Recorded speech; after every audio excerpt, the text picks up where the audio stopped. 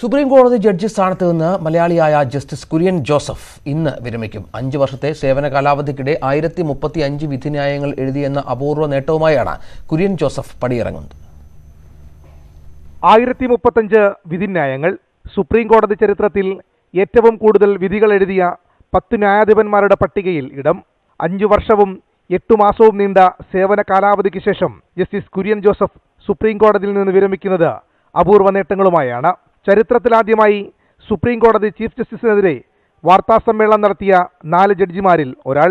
മുത്തലാഖ്, ദേശീയ ജുഡീഷ്യൽ നിയമന കമ്മീഷൻ എന്നിവ ഭരണഘടനാ വിരുദ്ധമായി പ്രഖ്യാപിച്ചതും പട്ടികജാതി പട്ടികവർഗ വിഭാഗങ്ങളുടെ സ്ഥാനക്കയറ്റത്തിന് ക്രീമിലെയർ മാനദണ്ഡം ശരിവെച്ചതും ജസ്റ്റിസ് കുര്യൻ ജോസഫ് ഉൾപ്പെട്ട ഭരണഘടനാ ബെഞ്ചാണ്. എന്തുകൊണ്ട് വധശിക്ഷ പുനഃപരിശോധിക്കണമെന്ന് ഭൂരിപക്ഷ വിധിയോട് വിയോജിച്ചെഴുതിയ വിധിയിൽ ജസ്റ്റിസ് കുര്യൻ ജോസഫ് കാര്യകാരണ സഹിതം വ്യക്തമാക്കി.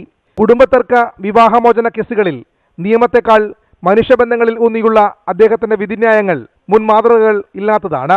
കുടുംബത്തിലെ തർക്കം പരിഹരിച്ചതിന് ഒരു മകൻ കോടതിക്ക് അയച്ച നന്ദിക്കത്തും വിധിന്യായത്തിന്റെ ഭാഗമായി. വിരമിച്ച ശേഷം സർക്കാർ പദവികൾ ഏറ്റെടുക്കില്ലെന്ന് അദ്ദേഹം വ്യക്തമാക്കിയിട്ടുണ്ട്. കേരളത്തിലെ പ്രളയ ദുരിതാശ്വാസത്തിന് ഡൽഹി കേന്ദ്രീകരിച്ച് നടന്ന പ്രവർത്തനങ്ങളുടെ നേതൃസ്ഥാനത്ത് ജസ്റ്റിസ് കുര്യൻ ജോസഫ് ഉണ്ടായിരുന്നു.